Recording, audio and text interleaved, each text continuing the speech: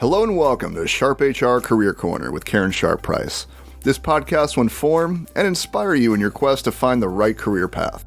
If you're just starting out, looking to make a change in your field, or transitioning into a new career, then this podcast is for you.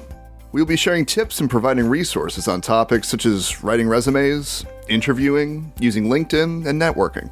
We will take a look at different careers, companies, and opportunities. You will hear success stories from professionals in all career paths, and so much more. You will leave this podcast with 3 key takeaways that you can easily put into practice. Enjoy!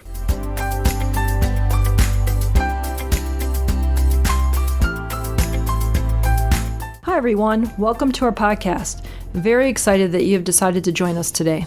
The topic of this episode is LinkedIn. I find talking with clients and just people in general that they either love it or it's too overwhelming, so they either don't have a profile at all or they do, but they rarely do anything with it. I hope after you listen to this podcast, we will have given you enough reasons to either start a profile or begin to use the one you have, and most of all, benefit from it. So let's jump right in. I'm Karen Sharp Price. I'm a career coach and I own Sharp Human Resources Consulting, aka SharpHR. I chose my first guest on my podcast because of her energy, her drive, and her infectious enthusiasm. What better person to talk to you about the benefits of LinkedIn? She is currently the Senior Manager, Talent Acquisition at Unifrax. She has used LinkedIn to build her personal brand and uncover new opportunities for herself and the companies she's worked for. She's passionate about helping others do the same and has presented this LinkedIn content for audiences including the UB Alumni Association, SUNY Career Development Organization, the Buffalo Niagara Partnership, BN360, and Panasonic North America. A BN360 Spotlight professional, she has more than 7 years of successfully diverse human resources management experience with privately owned and publicly traded global leaders. She is an active SHRM member and a SHRM blogger, a guest host of the #NextChat Twitter chat. She serves on the Buffalo Niagara Human Resource Association Board of Directors. She is also a professional development events facilitator at both of her alma maters and serves on the Disrupt HR Buffalo Event Planning Committee. Please welcome Claire Petrie. Hi, Claire. Hi, thanks so much for having me, Karen. I think that LinkedIn is a really important piece of anybody's career search, and a lot of people are really either they love it or kind of are overwhelmed by it. So I thought that maybe this would be a great topic to start off with. I'm hoping that by the time we're done, people will be able to start their profile and really start using it as a benefit for them trying to find a job and maybe just connecting with other people. If we could start, can you tell us a little bit about your background? Where did you start? Where did you go to school? What's your degree? And start from there. Yeah, absolutely. So, a little bit about me. So I went to the University at Buffalo for my undergraduate degree, business administration and HR.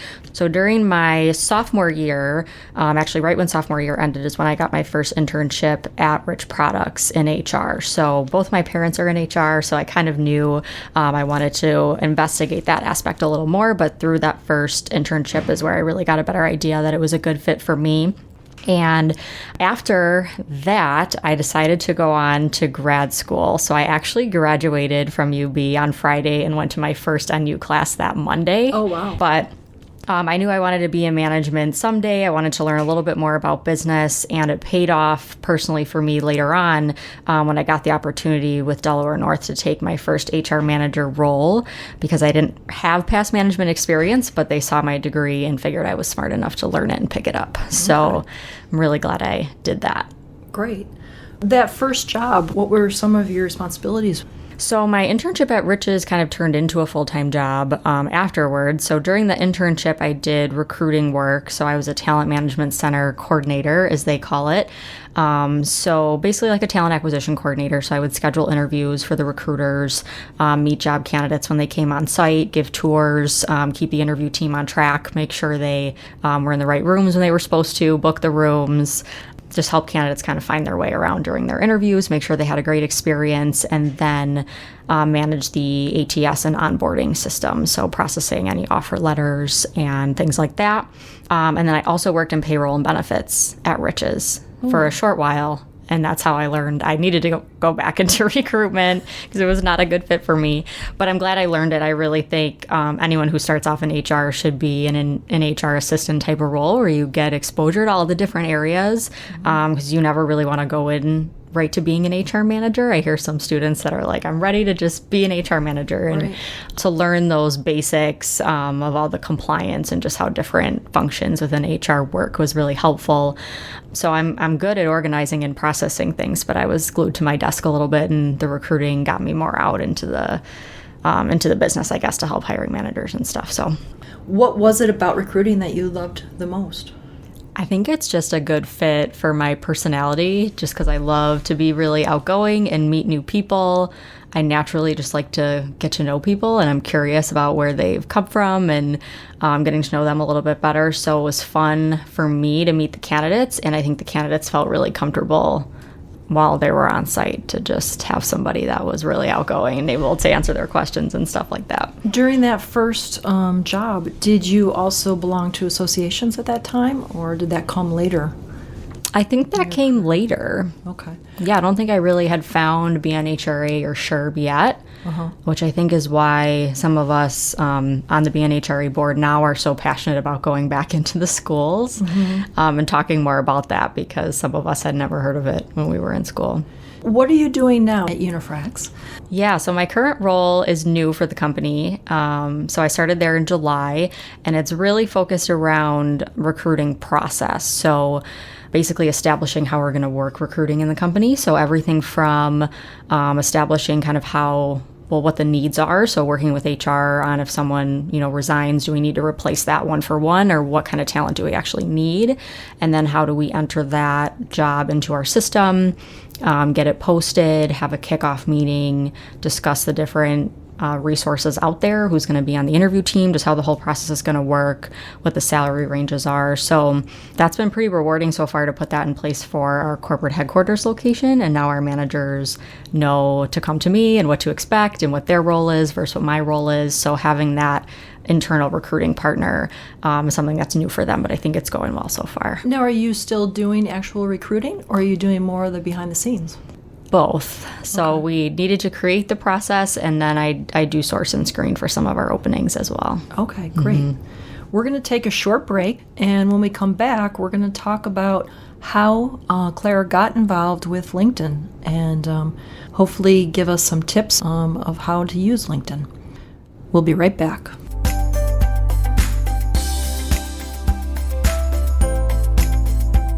Have you applied to more jobs than you care to admit with no or little response? You are not alone, and it's time to have your resume reviewed.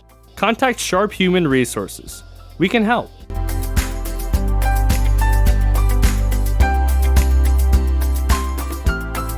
Welcome back, everybody. We're here with Claire Petrie, and we're talking about LinkedIn. So, Claire, I'd like to know, how did you get involved with LinkedIn? Yeah, that's a great question. So I had made my profile in school because it was a requirement as a UB class. I think it still is. Yeah. But I didn't really use it up until a few years into my career, where I was in an HR role as a what we call #DOO, Department of One, where you're the sole HR person for your population of staff, and it can be easy to become just feeling kind of out on an island. You need to kind of connect and network with other HR pros and have folks to bounce your ideas off of and things like that. So at that time, I actually turned to LinkedIn and Twitter. Up to that point, I had my LinkedIn, but I just went on and scrolled and didn't really participate or post anything. Yeah. Exactly. And then at that time, so I started posting questions for my network, really. Like, I'm encountering this type of situation, or does anyone have a sample policy like this? What would you do, or what do you do at your company? And use some basic hashtags like human resources and HR. And a few people responded to our still really good friends today that I see at all my SHRM conferences. And so it really got me thinking, there's so many people out there to connect with and learn from, and we can exchange value. They can learn from my experience, and I can certainly learn from what they have to offer. So that's when I really started picking up the involvement.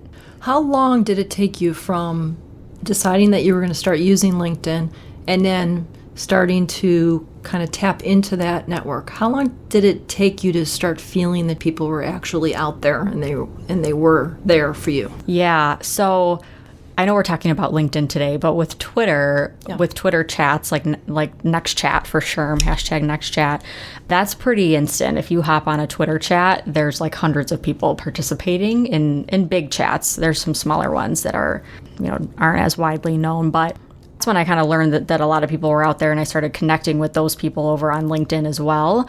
LinkedIn, I think, was a little bit slower because it takes more of an effort to connect. It's just a different type of platform, where Twitter, you can just shoot stuff out, follow people. You don't have to send really a request with that. It's more common on LinkedIn to connect with people you might be more familiar with or that you know. Mm-hmm. So that took a little bit longer to get going. But once I started posting more, I started doing videos and articles from the SHRM blog and things like that. It really picked up and conversation kept generating. So I was like, this is a good thing to keep up with. And I think that probably helps you get a little bit more involved in it. If you try it and it works, you do a little bit more. So what does LinkedIn mean to you and your career?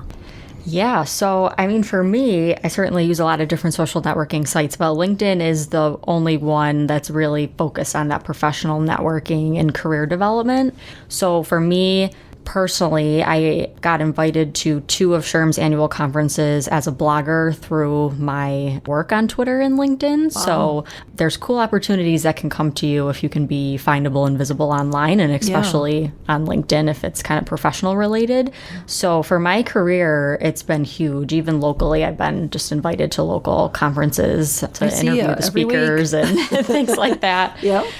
So that's just been really rewarding. Like, as I do things in the community, I make sure I snap a pic and post something that looks fun and encouraging, and other people either want to get involved or have something that they are involved with that they would like me to come get involved with. So if I wasn't doing those posts, I don't think I would have found as many opportunities and ways to contribute like I am now. How do you pick your hashtags? How do you know which ones to use, and how many is too many?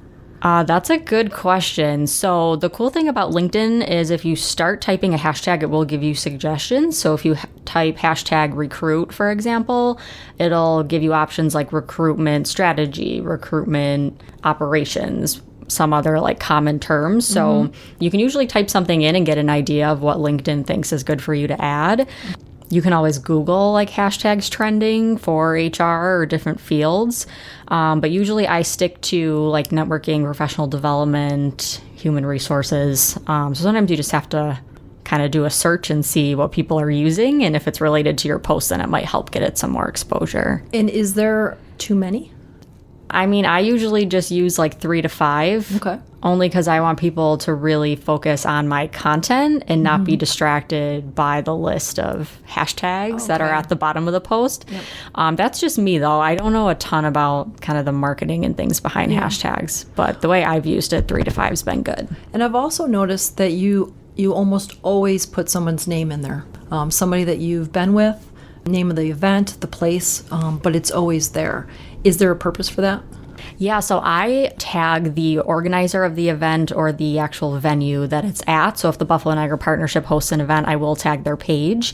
Reason being is because they're usually really good, the partnership specifically, about commenting on those posts when people tag them. So it gives you kind of an instant boost of credibility when you are at an event for the partnership and their actual page comments on it. Like, it was so great to see you. Thanks for participating. So sometimes having that just kind of boost from the page can help your post be seen more, as well as just have that kind of validation that they were glad you're there. When you say tag, what exactly do you mean by tag? So you just type the at button. The at symbol? Okay. Yep, at symbol. And then you can tag a business, a person, whatever page is on LinkedIn. Gotcha. All right. So can you give us top 3 benefits for using LinkedIn? So my top 3 that I think you'll find very useful as well is, the first one is being findable and visible. So I get, as a recruiter, I get resumes forwarded to me sometimes from friends or whoever, looking for a new position, or they have a referral. And it's so interesting to me because I did a very similar search as a recruiter on LinkedIn, and they would have come up in my search results if they were on LinkedIn, based on kind of the content that's on their resume. So it always surprises me when people they have awesome resumes, but being on LinkedIn allows you just that one extra avenue to be findable and visible by recruiters or by maybe someone on a board that you're trying to join, or it just makes you more findable and visible.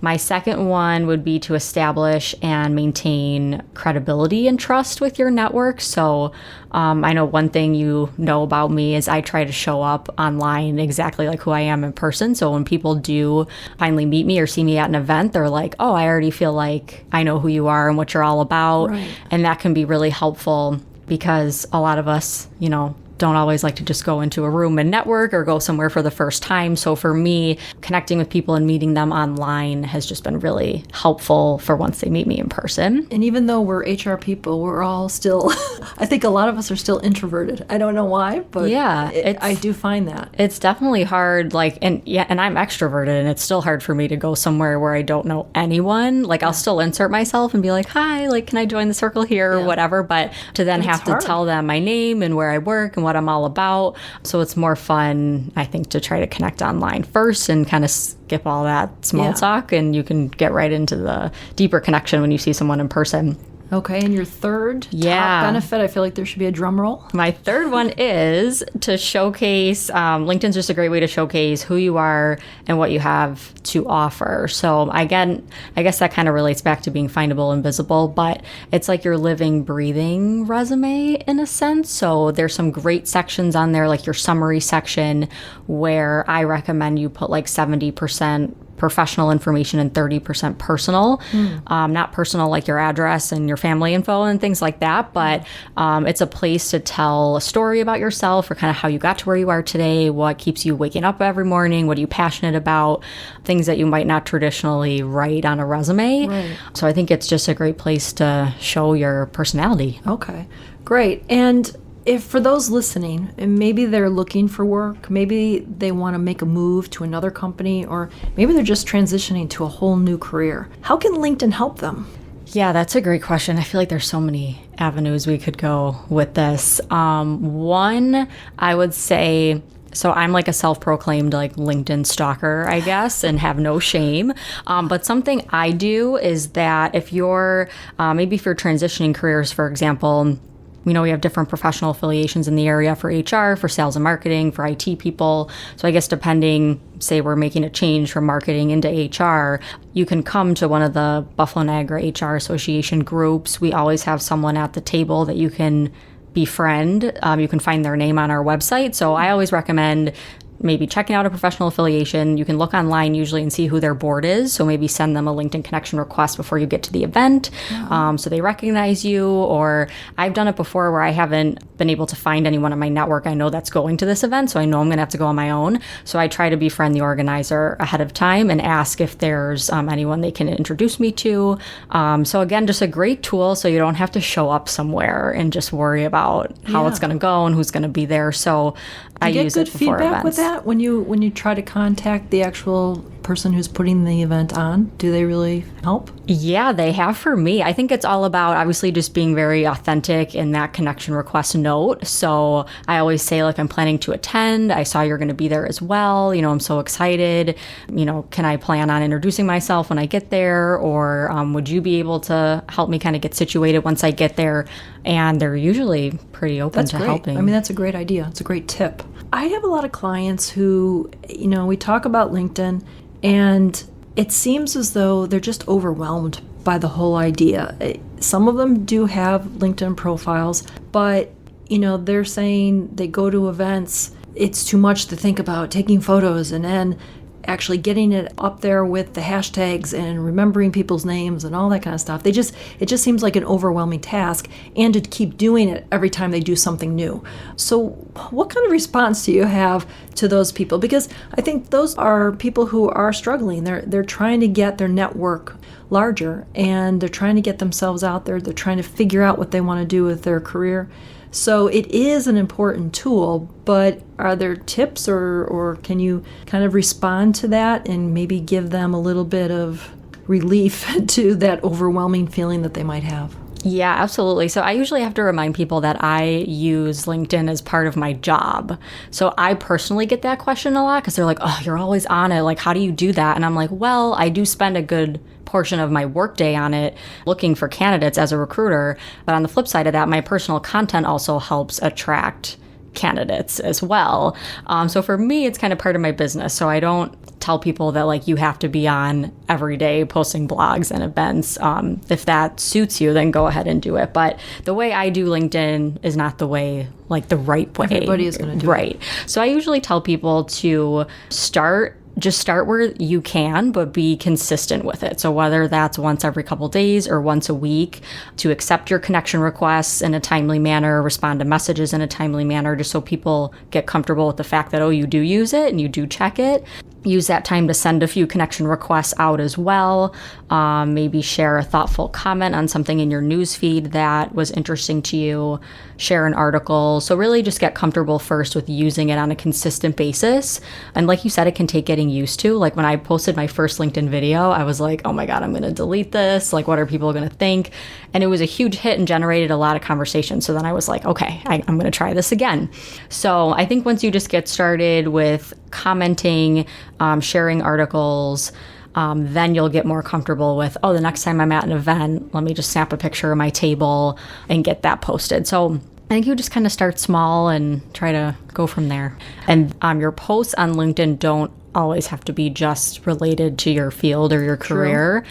I also post a lot about the volunteer work that I do, and that's brought new opportunities my way too. Not always jobs, but again, like speaking opportunities or other volunteer opportunities or board positions.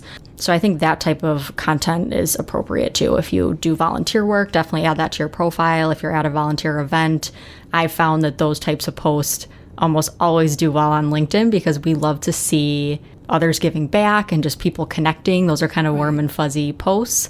So those are kind of easy things to post too. If you're involved with something, share it. Okay. What positive things have come from LinkedIn? So it's definitely helped that the Buffalo community has seen my community involvement, I guess. So obviously I'm involved with it because I love Empower Camp and the SPCA and things like that. But taking it to that next step to share it with my network has led to like the BN360 Spotlight Professional, for example. So everyone in my LinkedIn network isn't always going to know when I'm, out doing something. So I'm not saying you should share it just so, it's proof that you were there or something like that. But by sharing the different things I'm involved in, it's helped people, again, just recommend me for different types of community awards and things like that. I also share blogs on my website, clairepetriehr.com, and write for the SHRM blog as well. So again, part of kind of my role being in HR and recruiting, but there's a space on LinkedIn, obviously, to write an article if you're comfortable with it.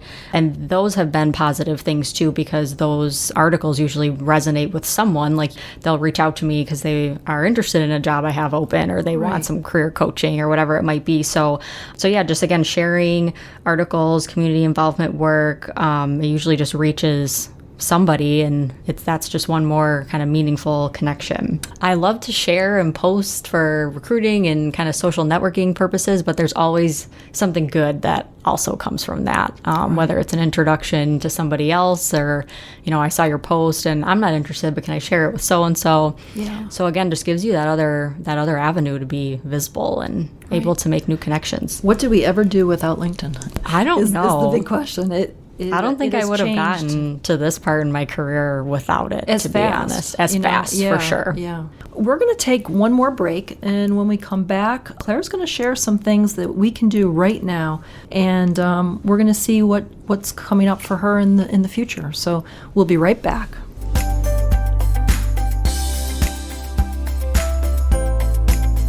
Have you been working in the same career for years, but you're just not that excited anymore about what you do? Would you love to try something new, but don't know if you can or even know how to begin? Contact Sharp Human Resources.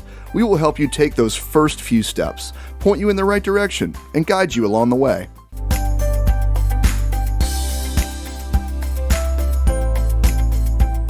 Welcome back, everybody. I would like Claire to just kind of tell us what she's going to be up to in the next few weeks, months. What do you have on your calendar? Yeah, I have a couple fun events in February that I hope to meet some new folks at. So if you listen to this and want to come out and make some new connections, February 19th, it's a Wednesday, 5 p.m. at the Marriott on Millersport in Amherst is the next Buffalo Niagara Human Resources event. So there's going to be networking dinner, and then our speaker is actually talking about customer service and sales professions, kind of recruiting, development, retaining. Not that expensive to go. So even if the topic doesn't interest you, you're still going to be sitting at a table with 8 to 10 other HR pros. So it'll still be fun. Do you need to be an HR person to go to that? No, not at all. And you don't have to be a member. So our website will instruct you kind of how to register if you're a member or not. So anyone can come to that. And then shortly after that, February 24th, Monday at Riverworks is the Biz Women Mentoring Monday event by Buffalo Business First. I look forward to that event every year. So if anyone's registered for that, let me know so I can look for you there. Sounds good. Let's leave this podcast with 3 things that someone could do right now on their LinkedIn profile that won't take too much time, but will be the most useful. What would you say? Yeah, my top 3 would be make sure your photo looks like you and it's a professional headshot. I got asked the other day, how often do you change your profile photo? And for me, it's every couple years, only because I change my hair color or something like that. And I do have people come up to me a lot saying, oh, you look just like your LinkedIn photo. And I love that compliment because that's like great. You can recognize me and it helps your attention. Yeah, and it helps your profile be more memorable. And if they see you at an event, people will come up to you if they can recognize you. And I had someone kind of jokingly say to me, oh, I haven't changed mine in like 15 years. It's an old photo. Oops. And it really doesn't look like them anymore. Right. So it might not benefit you. So do an audit periodically, make sure it's professional and you feel still kind of represents you. My second thing to do that you can do right now is to complete your all-star status. So if you view your own profile on LinkedIn, it will tell you if you have all-star status, kind of right under your profile photo and headline area. And if you don't have it, it gives you a strength meter that should say beginner, intermediate, or all-star. And if you hover over the strength meter, it will give you suggestions on what you should fill out next in order to get closer to your all-star status. Okay. So why I think you should kind of go ahead and do that right away is because it covers all of your most important sections. So your experience, education, if you have it, things like that. But LinkedIn rewards you for getting to your all-star status. So they really want people on LinkedIn to have completed profiles. And to LinkedIn, having all-star status is having a completed profile. So they'll reward you by ranking your profile higher in the search results. Okay. So if I'm an HR pro in Buffalo and you're an HR pro in Buffalo, but I have all-star status, if people are searching for HR pros in Buffalo, I will come up higher in the search results. Okay. That's very good to know. Yeah. And my third thing that I think you should start doing is just think about what that consistency means to you and just start making a plan so it doesn't seem so overwhelming. So what can you commit to each week? When can you check connection requests, answer messages, and just get started with that? So if someone is sitting there listening and they're saying, all right, I'll go and I'll start my profile, what would you say are some of the parts, the most important parts to fill in? Now, I know you said the all-star, but if that's too overwhelming, are there areas that they really should not forget about? Yeah, I would definitely make sure you have your current email address. So there's a lot of people's profiles I visit that have their company email from like 2 companies ago listed in their experience. Okay. So again, if you're using it, you typically want to be able to be contacted by your connections. So I would say make sure your email address is something you check often. The next ones, I would probably say, again, your photo and your headline, only because a lot of LinkedIn's users are now on mobile using the mobile app. And when you're viewing kind of your connections screen of the mobile app and it's suggesting to you who you should connect with, your photo and your headline are the only 2 things people see about you before they decide to hit that connect button. Okay. So I think you have 120 characters you can use for your headline. So I personally, I put my title at Unifrax, but then I'll also add, blogger and volunteer, other things that might spark people to take that next step to either connect or actually click on me to see my profile and learn a little bit more. Keywords are really important. Yeah. Well, I want to thank you so much. I think LinkedIn is really So much super fun. important. We've learned a lot of things about how LinkedIn can really benefit somebody. It's not too overwhelming if you just take a few steps, test the waters a little bit, and when you get that kind of feedback, it will just motivate you to do a little bit more until you're an all-star. So I want to thank you so much for your time today. Thank you so much for listening. Stay tuned for other episodes, and have a great day.